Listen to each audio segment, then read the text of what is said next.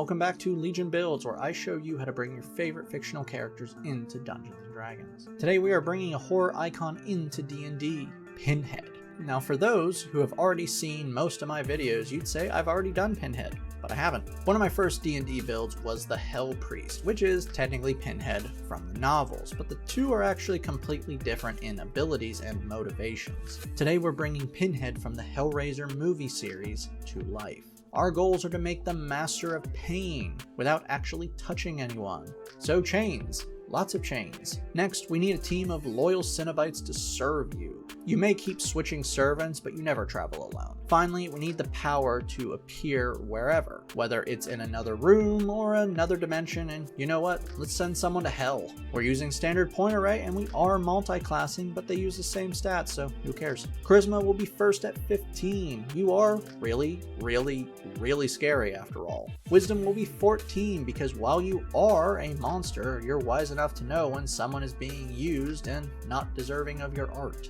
Con will be next at 13. Pain has hardened you and made you tougher. Could also be that you've been transformed into something stronger, who knows. Intelligence will follow at 12, which is low for you, but we'll fix that. Dex will be a 10. You don't run, but you are light on your feet. But we're going to be dumping strength because you have Chatterer for that. You started out life as Captain Elliot Spencer, but then you opened the Lament Configuration, and Pinhead was born. Or maybe Reborn. Place +2 into Intelligence and +1 into Charisma. Ancestral Legacy gives you 2 skills of your choice. Take Arcana and Insight. Knowledge from a past life lets you add 1d6 to any skill check you make a number of times equal to your proficiency bonus per long rest. Deathless Nature makes you damn hard to kill. You have advantage on saving throws against being diseased and being poisoned. You have resistance to poison damage, advantage on death saves. You don't eat, sleep, drink, or breathe, and you can't be put to sleep. Your long rests are only 4 hours where you remain conscious but motionless. For background, we need the skills Perception and Medicine. If you're wondering why you need that skill, it's not for healing. If you've watched the Hell Priest video, you know Pinhead in the novels is a cleric wizard. Well, you aren't him. Since you got your abilities from the Master of the Labyrinth, not from a messed up demon religion, we're going to go with Warlock. 4 skills take Intimidation and Religion. Level 1 Warlocks start things off with an otherworldly patron. Even though Hell in both the novels and movies is more darkness, cold, and shadows, I'm still going to say Leviathan is a fiend. Dark One's Blessing grants you temporary HP when you kill a hostile creature, equal to your Charisma modifier plus Warlock level. Notice the word hostile in that description. Before we go any further, please be mindful of who this character is. He goes places some can't handle. Do not under any circumstance make any other player or DM uncomfortable with what you do with this character. If your own enjoyment is all you care about, go play Solitaire. You also start off with Pact Magic. This is like spellcasting, but not. You have extremely limited spell slots, but you can empower your spells, and multi-classing spellcasters is much easier, which is good because we're multi-classing spellcasters. You start off with 2 cantrips and 2 spells. For these spells, Eldritch Blast will be your first chain, the one you slash with at a great distance. By the way, I play Dead by Daylight, so I'm taking a lot of inspiration from that game. This is a ranged spell attack at 120 feet that deals 1d10 force damage on a hit. Toll the Dead is a ranged spell attack that lets out the bells of the damned that herald your arrival. Forcing a wisdom save on one creature within 60 feet, they take 1d8 damage on a failure or 1d12 damage if they are below full health. Arms of Hadar lets out a storm of chains. Every creature within 10 feet of you must make a strength save or take 2d6 necrotic damage and can't take reactions until its next turn. As your spell slots increase, you'll deal more damage. Hex curses a target within 90 feet as a bonus action. While you maintain this spell for 1 hour, every time you damage the target, they take an extra 1d6 necrotic damage. They also have disadvantage on a skill check you choose when you curse them. If they drop to 0 hit points before 1 hour is up, you can move this to another creature. It's time to jump spellcasters and learn the magic of the Labyrinth, a place of darkness and pain. Level 1 sorcerers start off with a sorceress origin. Shadow magic sorcerers are dripping with the cold, dark power of the underworld. Eyes of Darkness grants you dark vision of 120 feet. Strength of the Grave makes you even harder to kill, as if you weren't already. If you drop to 0 hit points, you can make a charisma saving throw with a DC of 5 plus the damage you took. If you pass the save, you drop to 1 hit point instead. You can do this once per long rest. You're also a proper spellcaster. You start off with 4 cantrips and 2 spells. Now I will tell you this, you can cast Warlock spells with your Sorcerer spell slots and vice versa. Chill Touch is a ranged spell attack of 120 feet that deals 1d8 necrotic damage on a hit and stops them from regaining hit points till the start of your next turn. Mage Hand allows you to create a spectral hand that for 1 minute can move objects weighing no more than 10 pounds 30 feet per turn. I doubt a puzzle box is that heavy. Sword Burst is another all-out chain attack, forcing a dex save on everyone within 5 feet of you, causing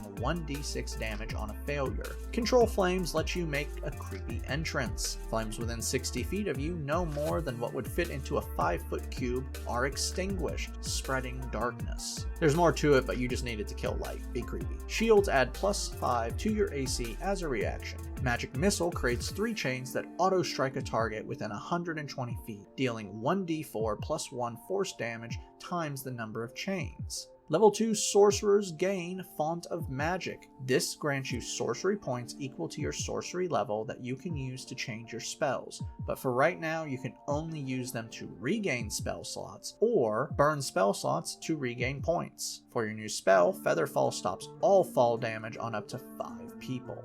Level 3 sorcerers receive Meta Magic. These are effects you can add to your spells by spending sorcery points. Heightened Spell gives a creature disadvantage against a spell you cast by burning 3 sorcery points. Extended Spell causes a spell to last double its duration by burning 1 sorcery point. Your Eyes of Darkness is also upgraded. You now learn the spell Darkness. This lets you create a 15-foot radius sphere of pure magical darkness. Creatures cannot see through it, even with dark vision, and non-magical light can't penetrate it. You can cast this spell with a 2nd level spell slot, or use 2 sorcery points to do so. And if you use the sorcery points, you get to see through the magical darkness. You also gain 2nd level spell slots. For your new spell, Misty Step teleports you as a bonus action 30 feet. Level 4 sorcerers gain our first ability score improvement. Place this into Charisma for better spell attacks and DC. For your new spell, it's time for the chains to hold your enemies still. Hold Person forces a wisdom save, paralyzing a humanoid on a failure for 1 minute while you maintain this spell. At the end of each of the turns, the humanoid can try the save again to break the spell. You also gain another cantrip. Go ahead and take what you want. You're now character level 5. This means Toll the Dead, Chill Touch, and Sword Burst get 2 damage dice, and Eldritch Blast can now fire 2 chains. Level 5 sorcerers gain Magical Guidance. Now, when you fail a skill check, you can burn 1 sorcery point to re-roll the check. You can also now have 3rd level spells. For your new spell, Fear creates a 30-foot cone that forces a wisdom save on every creature in the cone. Should they fail, you become their living nightmare. They are now frightened of you while you maintain the spell for 1 minute. They drop everything they're holding and must run away from you. They can attack and can only take the dash action. Should they break line of sight, they can retake the save, so make sure they don't break line of sight. Level 6 Shadow Magic Sorcerers can now summon Chatterbeast. Oh yeah, I know Bloodline sucked. Pinhead in space was not a good idea. It's not as bad though as everything that came after. But let's face it, Chatterbeast was a pretty messed up monster, so let's get him. Hound of Ill Omen creates a monster of shadows by spending 3 sorcery points as a bonus action. The creature uses Dire Wolf stats found on page 321 of the Monster Manual, but has some changes. It is now size medium, has temporary hit points equal to half your sorcerer level, can move through objects and creatures as if it's difficult terrain, and when you summon it, you choose a target within 120 feet and it will automatically go for them. Even if the creature is hidden, Chatterbeast will know where it is. It also causes disadvantage on saving throws casted by your spells if it is within 5 feet of the spell's target. Chatterbeast will disappear after 5 minutes. For your final sorcery spell, Slow grips up to 6 creatures with chains and slows them down should they fail a wisdom save. For 1 minute, while you maintain this spell, their speed is half, they take -2 to their AC and Dex saves, and they can't take reactions. On their turn, they can only use either an action or bonus action, but not both, and can only take 1 attack, so they will not benefit from an extra attack. At the end of each of its turns, it can attempt to retake the save, ending the effects on a success. Level 2 Warlocks receive Eldritch Invocations. These are special gifts from your patron that grant you new abilities. Armor of Shadows lets you cast Mage Armor without using a spell slot. This gives you an AC of 13 plus your Dex for 8 hours when you're not wearing armor, which means you have an AC of 13 right now. Better than what you had. Agonizing Blast adds your Charisma modifier to damage caused by Eldritch Blast. For your new spell, Cause Fear is a weaker version of Fear, but it's a lower level in case you don't want to use a 3rd level spell slot. Choosing 1 creature within 60 feet, you force a Wisdom save and they become frightened should they fail while you maintain the spell. At the end of each of their turns, they can retake the save. Level 3 Warlocks gain a Pact Boon. Pact of the Talisman grants you an amulet of your patron, or perhaps a small puzzle box. Whomever is wearing or holding the talisman can add 1d4 to any skill check they fail. This benefit can be used a number of times equal to your proficiency bonus per long rest. If you lose the talisman, you gain a new one after performing 1 hour-long ritual. You also gain 2nd level Warlock spells. For your new spell, Cloud of Daggers fills the air within a 5-foot cube with razor-sharp hooks within 60 feet of you. Any creature that enters the area or starts in it takes 4d4 slashing damage. You must maintain this spell for 1 minute, and adding levels will increase the damage to 2d4 per level. Level 4 Warlocks get another ability score improvement. We need to raise your con up, and while we're at it, why don't we grab a feat. Durable increases your con by 1, and whenever you roll to regain hit points with your hit dice, the minimum you get from the roll is twice your con modifier. So now you're always going to be at least 4 on the hit dice. Not great, but you need to take what you get. You're only rolling d6s and d8s anyway. For your new spell, Shadow Blade creates a blade from the darkness of the labyrinth as a bonus action. The blade is light, has the finesse property, can be thrown, and deals 2d8 psychic damage. While in darkness or in dim light, the attack has advantage. You must maintain this spell for 1 minute, and when you cast this spell at higher levels, it will increase the damage. You also gain a new cantrip. Take what you like. I've given you all you really need, so go wild. Level 5 Warlocks are gifted with another invocation. Devil's Sight allows you not only to see in darkness as if it's normal for 120 feet, but also allows you to see in magical darkness. You also gain 3rd level Warlock spells, and it's time to get some more minions to help with your work. Summon Shadow Spawn brings forth a being of pain to do your bidding. Once summoned, you can maintain this spell for up to 1 hour, and you choose the form it takes. Each form grants it different abilities, such as reducing speed, gain hide as an action, or has advantage on frightened creatures. Regardless of its form, the minion can unleash a scream that frightens anyone within 30 feet should they fail a wisdom save. You're now character level 11. Eldritch Blast fires 3 times with a single action. Toll the Dead, Chill Touch, and Sword Burst deals 3 damage dice each. Level 6 Warlocks receive Dark One's Own Luck. Now when you make a skill check or a saving throw, you can add 1d10 to the roll once per short or long rest. For your new spell, Dispel Magic can end spells or magical effects of 3rd level or lower, or you can add spell levels to counter higher spells. If you don't add spell levels, you must make a DC of 10 plus the spell level to shut it down.